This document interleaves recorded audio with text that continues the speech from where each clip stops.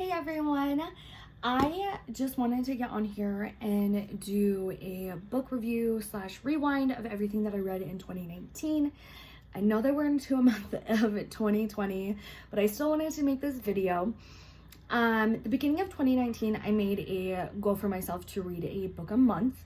I wasn't able to fulfill that goal, but I did end up reading 7 books, which is about 6 more than I read in 2018. So improvement, that is what is key. So I decided to go with this goal because I had a professor my freshman year at college who told me that the smartest people in business or just in life are always learning, they're always reading, and like he even brought in like a box full of books. He's like, this is what I've been reading for this past year, and it was like September and it literally was full of books. And he was a sales rep, and so like he was really busy and stuff, and so it was kind of eye-opening to see that like someone who was really busy was reading all these books and things like that. So I just wanted to start doing that. I have the same goal for myself in 2020, so I'm almost done with my January book, so I'm really shooting for and aiming for that 1 book a month. So to get it started off with, last January I read this book called The Girl's Guide. My sister was actually reading it a year in 2018 or 2017, and I saw it and I just remember wanting to read it. It's pretty straightforward. It's like an advice book. It's full of like facts and different things like that.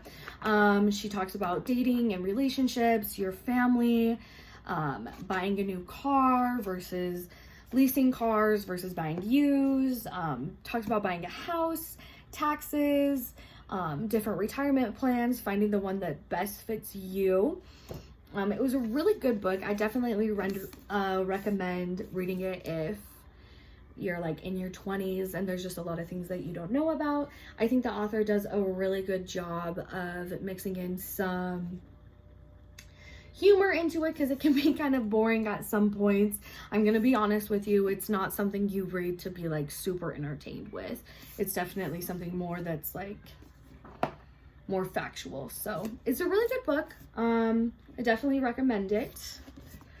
So the second book that I read for February, March, and April, I know I only read like 1 book and it wasn't even that long, but I actually loaned it to someone. It's called 13 Things Mentally Strong People Don't Do. But I have it pulled up on here on Psychology Today because I just wanted to go over some of the points. So it's 13 as I held up 3. It's 13 points, hence the title of the book. This book for me was life-changing, and I don't mean that in like a sarcastic way or like a lighthearted way. Like it really did change me in a very productive way. When I was reading this book, I was going through a time where I was deciding on if I wanted to take a break from school, and I was working in a very toxic work environment, and when I started reading this book, I didn't think I was going to take away as many things as I did. I'll just go over the 13 things that it is. Those are just like straight on the back. 1 is waste time feeling sorry for themselves. 2, give their power away. 3, shy away from change. 4, waste energy on things they can't control. 5, worry about pleasing others. 6, fear taking calculated risk. 7, dwell on the past. 8, make the same mistakes over and over. 9, resent other people's success. 10, give up after failure. 11, fear alone time. 12, feel the world owes them anything. And 13, expect immediate results. The first one that like really opened my eyes and changed me was number 2, give their power away. This is just a little insert that Psychology Today has online. It says, it can be very tempting to blame others for our problems and circumstances. Thinking things like, my mother-in-law makes me feel bad about myself, gives power over us. Take back your power by accepting full responsibility for how you think, feel, and behave. Empowering yourself is an essential component to building mental strength and creating the kind of life you want to live. For me, after reading this, like, I really realized how much power I was giving away to others, how much I spent thinking about how others were going to feel about something instead of thinking about how I would feel, or just completely giving people control over how I reacted. I really wanted to take that back, and that was like my first step. Number 3, shy away from change. I had worked in retail for 4 years. I was a manager for a year at 2 different stores, and I was very scared of change. I didn't feel like I had the tool sets to go have a quote unquote like normal adult job that wasn't retail, and I was scared about the flexibility with going to school and different things like that. But really, I stepped away from retail and went to home health and working in an office, and it was very different.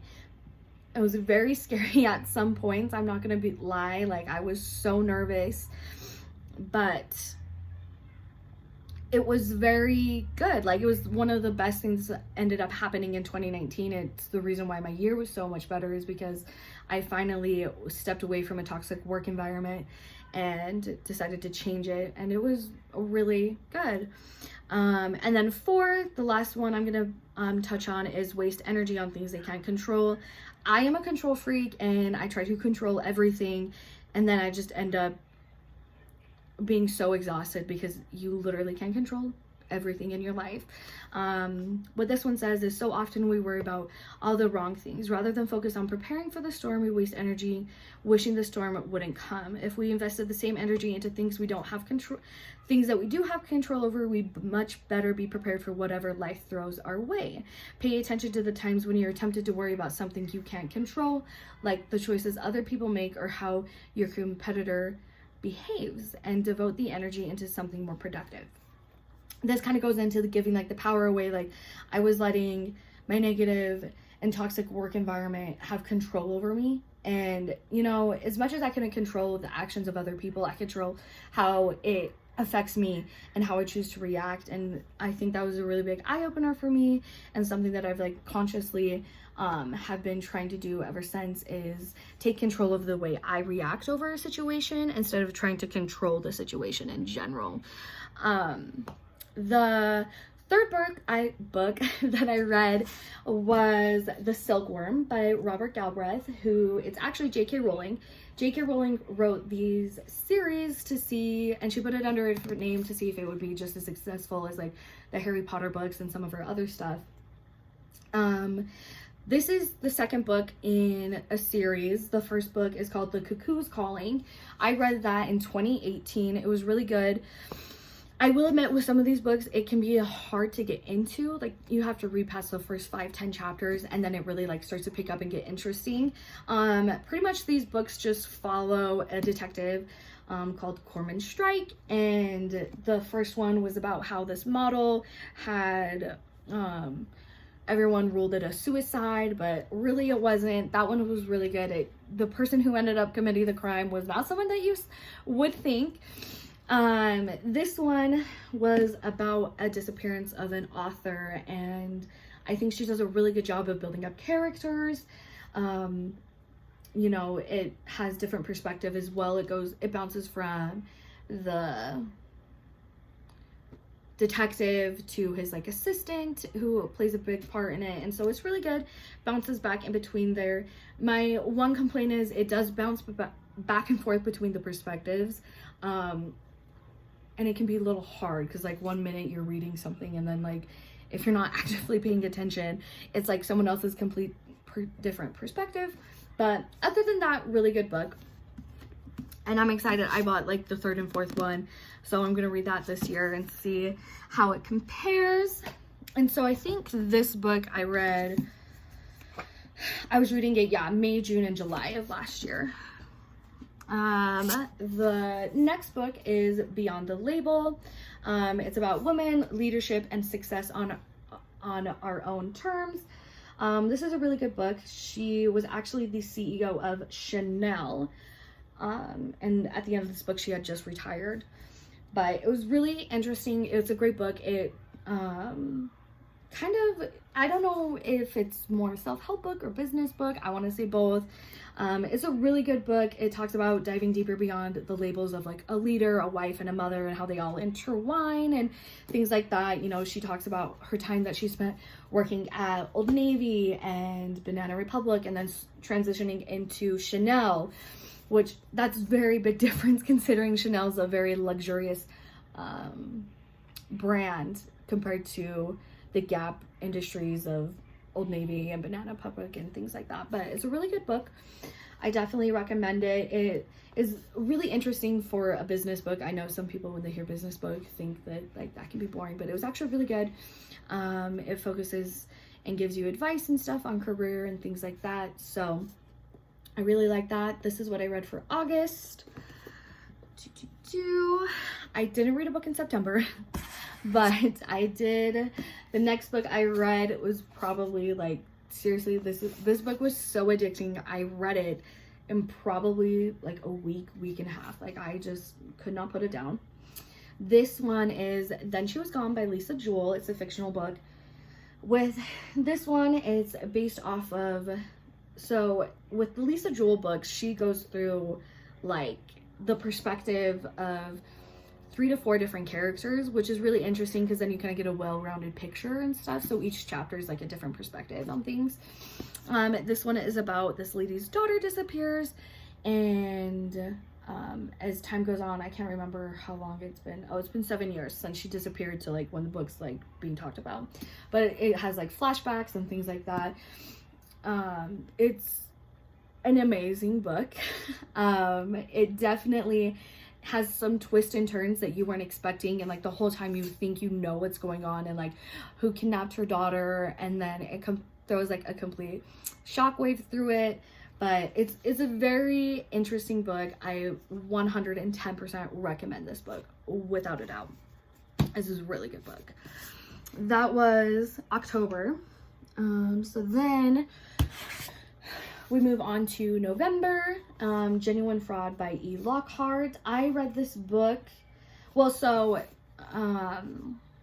the author wrote We Were Liars, and I read that in, I want to say like 2016, 2017, like really a couple of years ago. Like I was younger. It's more a young adult novel.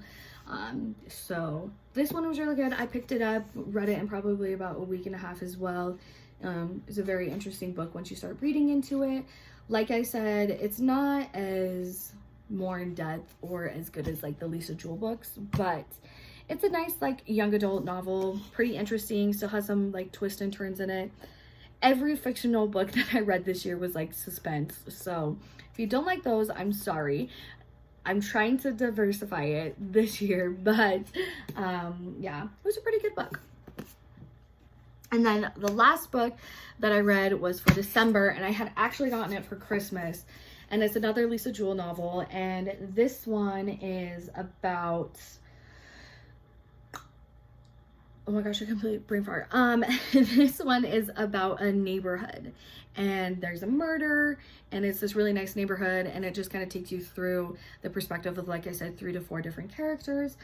And it actually makes you, one of the characters in here is a teenager who has Asperger's, who's kind of like the peeping Tom of the neighborhood and can be like inappropriate and obviously like invades people's privacy, but it like makes you, I don't know, not feel bad, but kind of gains perspective on that, like he's not the bad person. But it's a really good book.